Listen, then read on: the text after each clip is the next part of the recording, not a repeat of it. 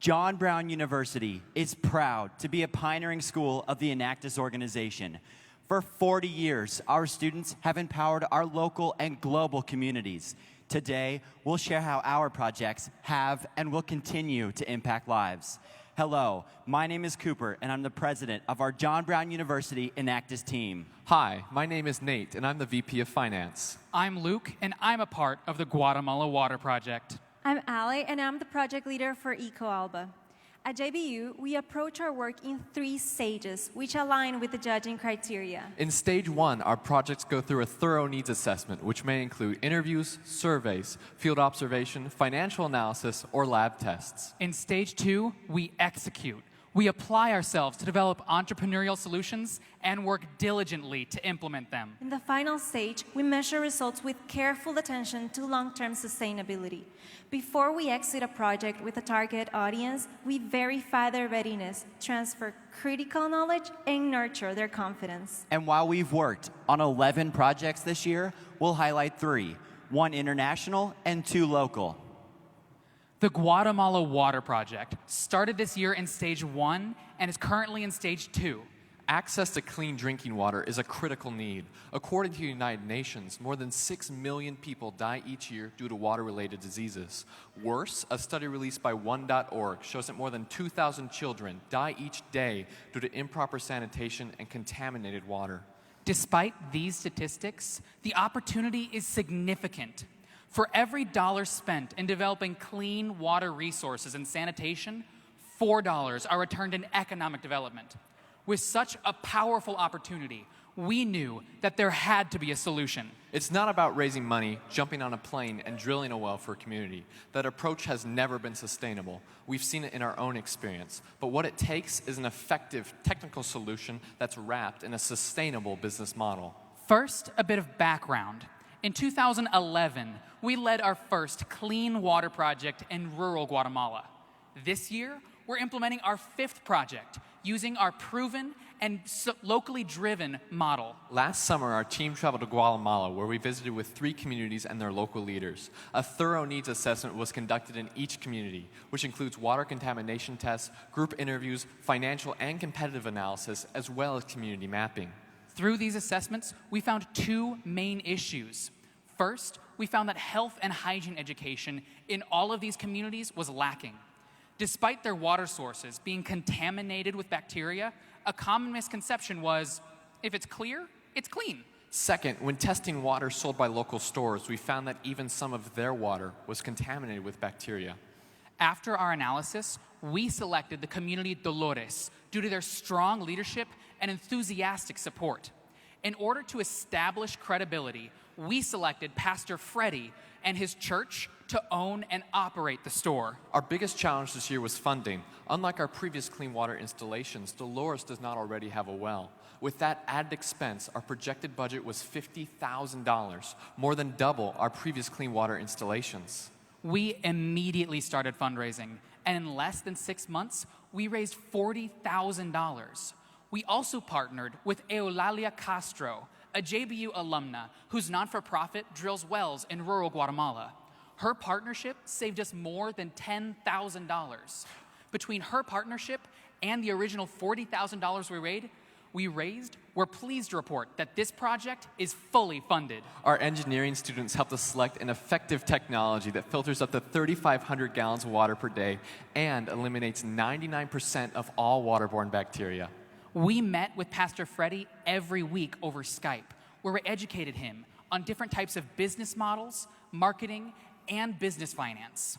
We guided him as he made his own decisions on what was locally relevant in his community. The business model that Pastor Freddie chose allows community members to purchase filtered water for 50% less than the national brand. To teach health and hygiene classes, we also partner with the local Compassion Center.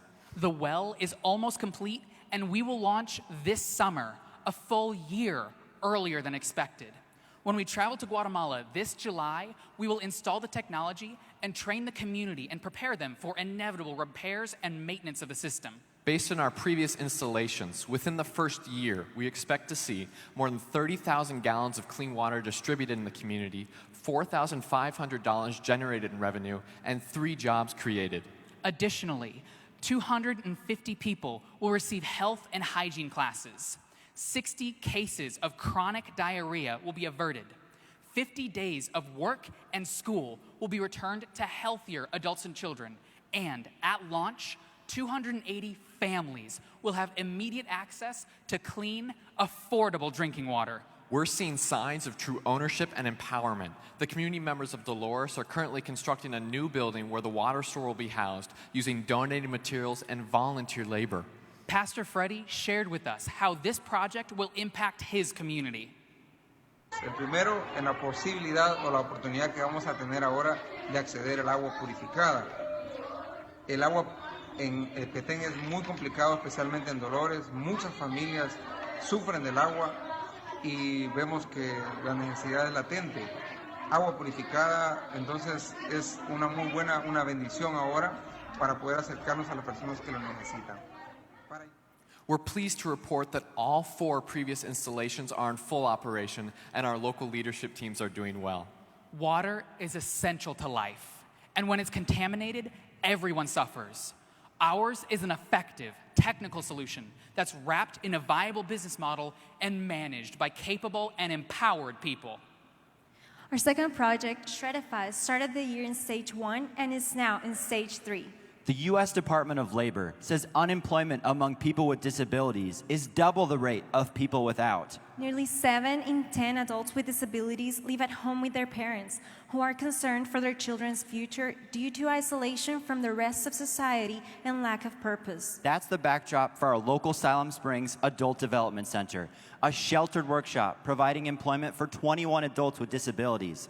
People like Larry, who's worked at the ADC for 40 years, and Crystal, who moved from California to work for Shredify. In 2013, Colin, the executive director at the ADC, approached us. In conversation with him, we learned that the ADC's income streams were irregular and diminishing. While looking for a sustainable solution and income, we came across secure document destruction and found that other sheltered workshops offered this service.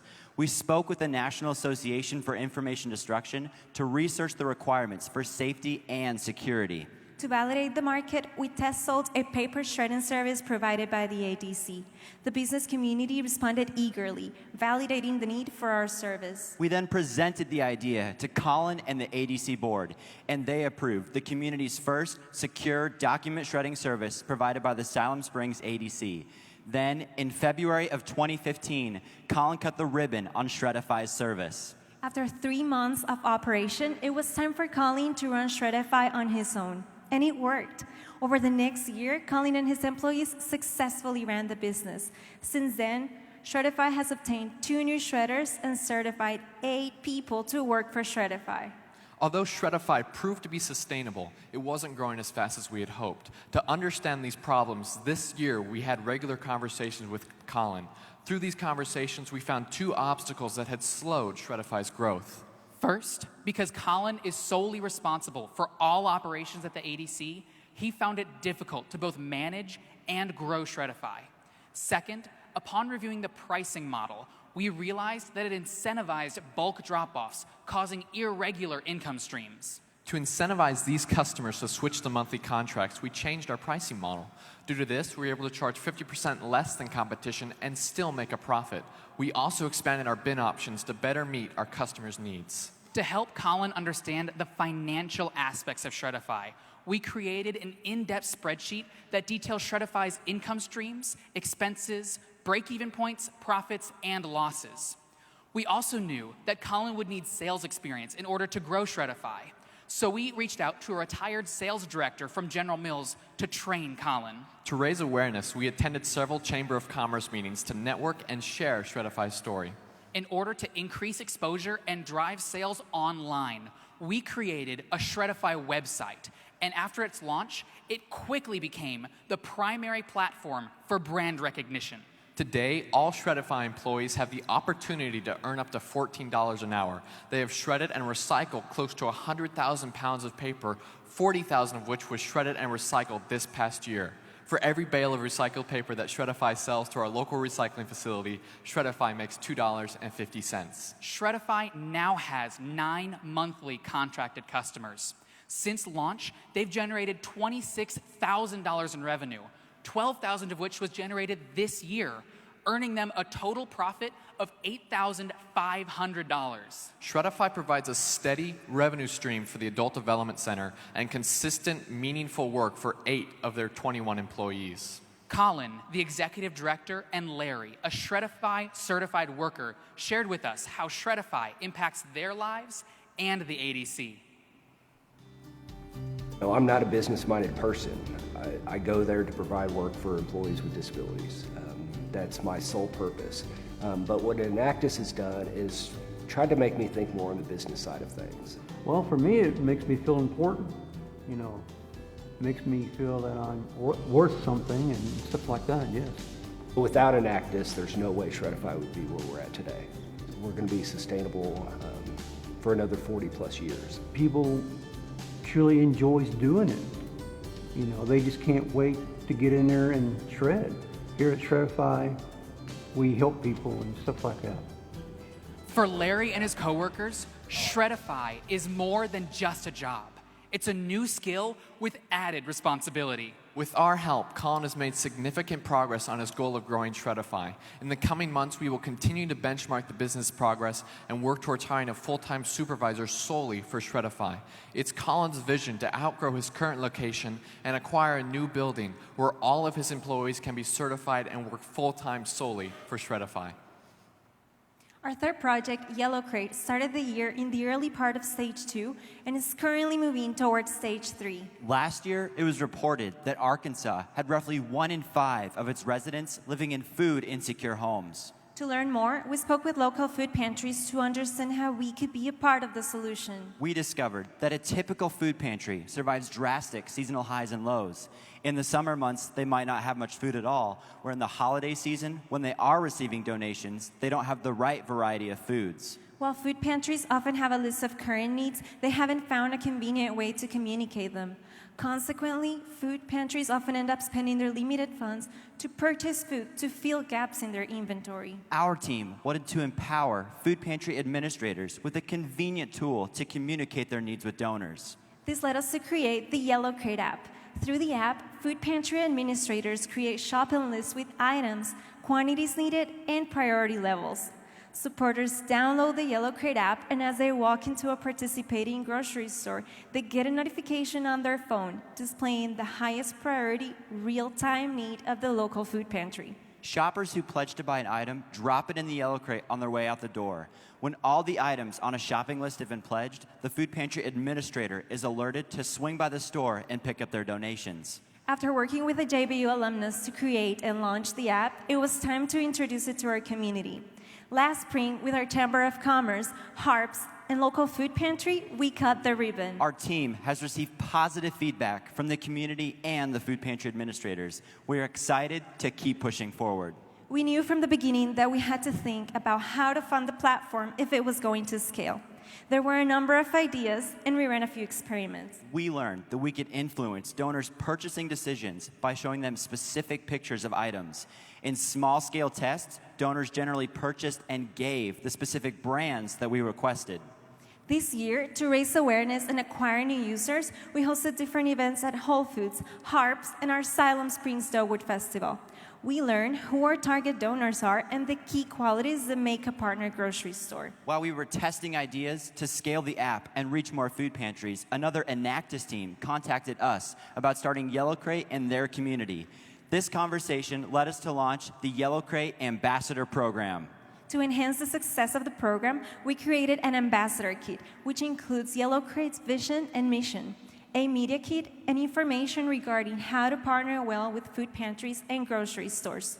We also created a Facebook page for each community, letting each team run and update their own page. This year, we have established partnerships with the University of Arkansas, Virginia Wesleyan College, Southeastern University, and the University of Florida, all of whom have committed to launching Yellow Crate in their own communities. Here's what the project leader at the University of Florida had to say. We were first introduced to Yellow Crate 1 year ago at the National Expo competition, and we were inspired. Yellow Crate of Gainesville has received support from multiple local businesses who all see the importance of a sustainable solution to the issue of food security in our neighborhoods. It's something special when the community believes in your mission just as much, if not more, than you do. We were excited for the future of Yellow Crate, and it is our hope that other chapters will be inspired to join the mission. This year, Yellow Crate has gained 133 new users, totaling 255, who have pledged 155 items. We've also partnered with 2 new food pantries and an additional grocery store, totaling 7 partners. We are exploring ideas about integrating the Yellow Crate app with a pre-existing app. This will allow Yellow Crate users to purchase food items from a retail store app or from the comfort of their own homes. We are considering this approach because we know that floor space is often too valuable for a physical crate. We know that Yellow Crate can add significant value, but because we are new to the market, we are working hard to prove that value to potential partners. While many of us are fortunate enough to never have experienced the pains of hunger, for more than 48 million Americans, this is not the case. We believe that Yellow Crate has the potential to meet this need in our communities. Imagine if all 457 Enactus teams engaged in our ambassador program, we could move quickly towards accomplishing this goal. We are Enactus John Brown University, empowering lives since 1977, committed to using entrepreneurial action to improve the livelihoods of those we serve. We have empowered a social entrepreneur to provide affordable, clean water in his community. We have equipped a local leader to provide meaningful, consistent work for individuals with disabilities. We have partnered with other Enactus teams to fight food insecurity using modern technology and local businesses. We believe that an effective solution always starts with a well-defined need. We believe that sustainable results are only achieved through capable and empowered people. And because of the nature of this work, we believe in doing things right over doing things fast. We are a team of students, faculty, and business leaders. Thank you, John Brown University. Your presentation time has expired. We will now begin the question and answer period.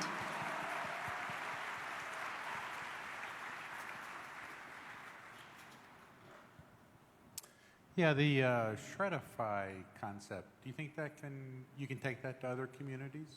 Right now, what we're doing is focusing on the Northwest Arkansas area. So when we become the NAID certification, we'll take it to hospitals and other banks, and we'll be able to expand there. Once we do that, we do think that this is a scalable thing that could be taken to other adult development centers. As well, when we were creating Shredify, we actually got some information and some support from a other sheltered workshop. So there's a highly replicable, highly scalable system. On the topic of Shredify, it seems that your pricing model that you shared with us was to be 50% below your competition. Could you share with us your thinking about that?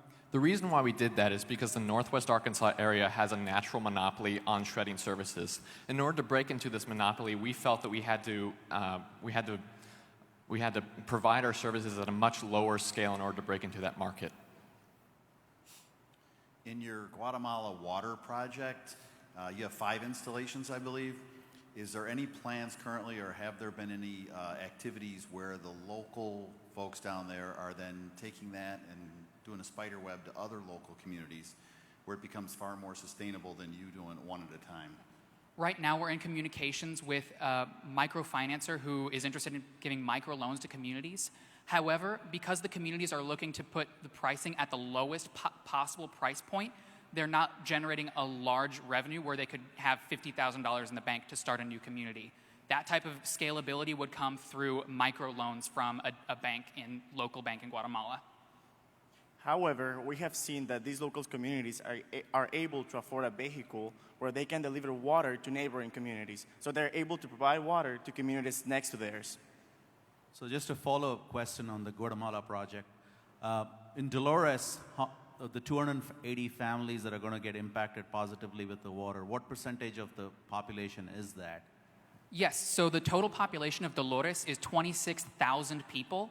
However, we can't ethically say that all of those people will be impacted. The 280 families are the people that are specifically in Pastor Freddie's church, and those are the ones that we know will use the service. However, it will be open to the other community members after launch. You talk about developing the Yellow Crate app and expanding its use. How are you approaching that? Are you approaching retailers, CPG companies? What is your thought in terms of expanding that? So we are first expanding Yellow Crate through the Yellow Crate program. We realized that to fight food insecurity, collaboration with another Enactus teams is key for this opportunity. So we are first partnering with retail stores like Harp, and we are also partnering with Whole Foods. We are hoping to talk to other retail stores to join the chapter.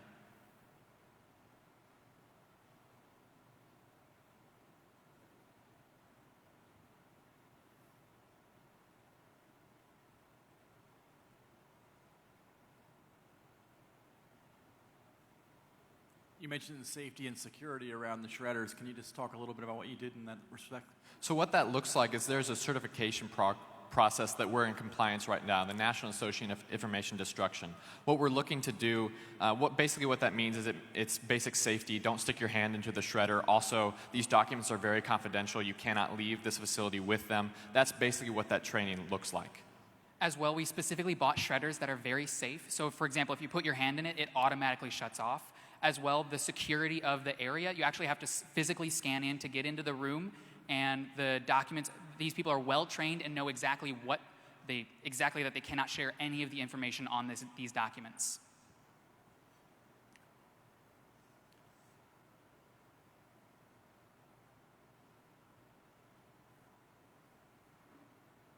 One more question on the Shredify. The $12,000 in revenue this year, is that up, down, flat?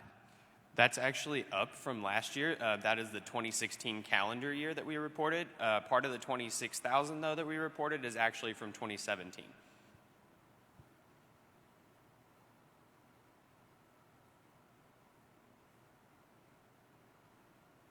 As well, while we have a second, we're actually in negotiation with 3 more monthly partners, and soon they'll be able to come on, increasing revenues even further.